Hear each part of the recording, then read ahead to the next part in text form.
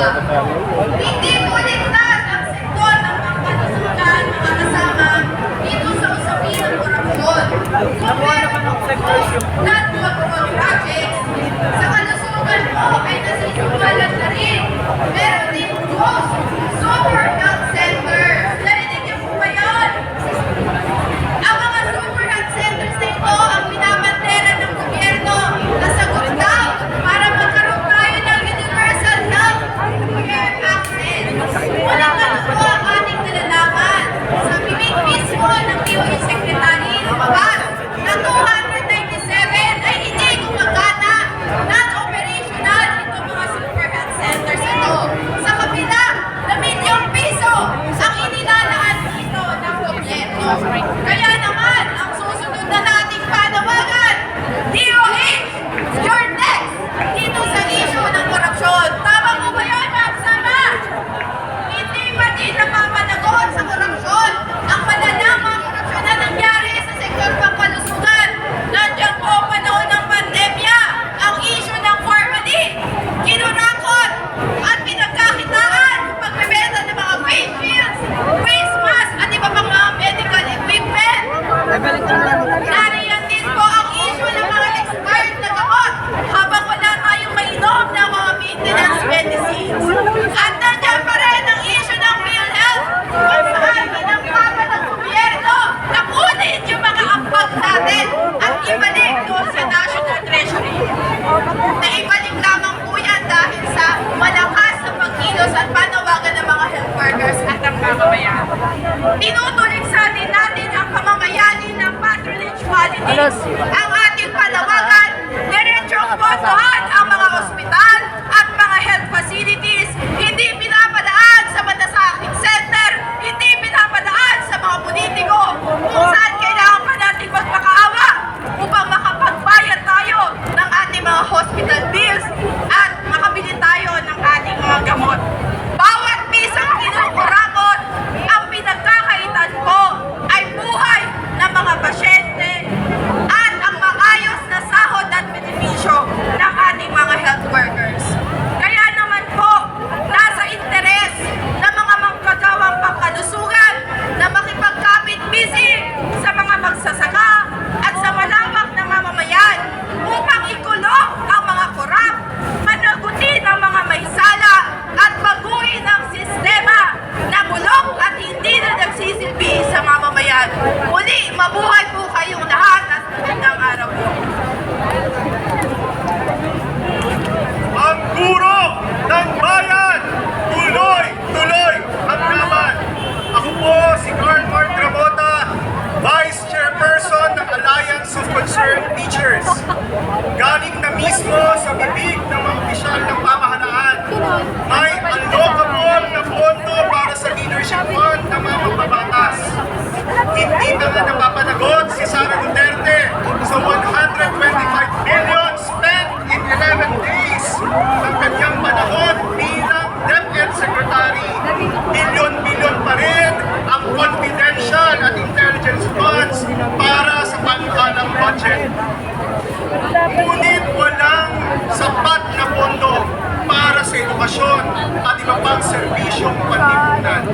Sinasabi lagi ng pamahalaan, pinakamalaking budget ang inilalaan para sa sektor ng edukasyon.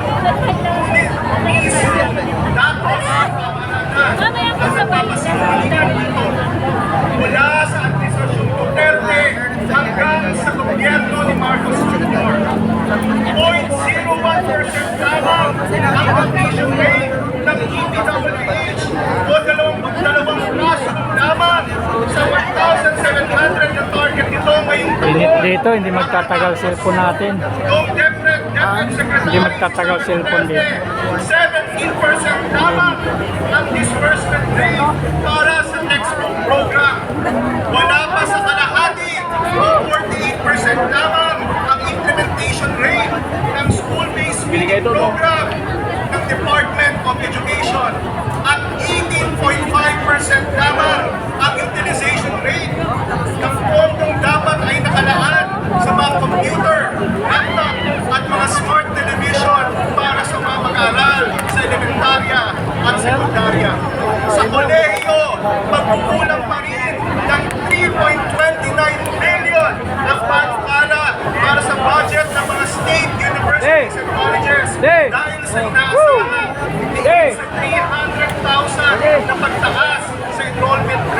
hanggang 2026.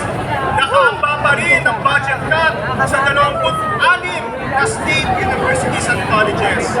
Sa UP system, nasa 16% lamang ang average completion rate ng mga DPWH infrastructure projects mula 2018 hanggang 2024, habang delayed ang 64% sa mga DPWH supervised projects hanggang August 2025. May pondo sa korupsyon at sa intelligence funds at confidential funds.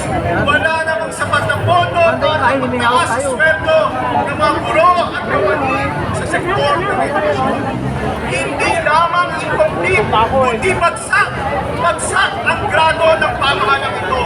Kaya makatwiran ang ating pagkilos sa harap ng malawakang pandarambong sa kapatagyaman, ititipid ang serbisyo sa pamahalaan. Nararapat lamang na puruan ng mamayan ng leksyon ng pamahalaan ito. At sama-sama, militante natin isusulat ang panibagong pahina ng pagbabago sa ating kasaysayan. Ang tao, ang bayan! Tuloy-tuloy ang laban! Tuloy-tuloy ang laban! Ang tao, ang bayan! Narinig po natin si Teresita Fulgueras ng pagkakaisa at lakas ng mamamayang laban sa korupsyon.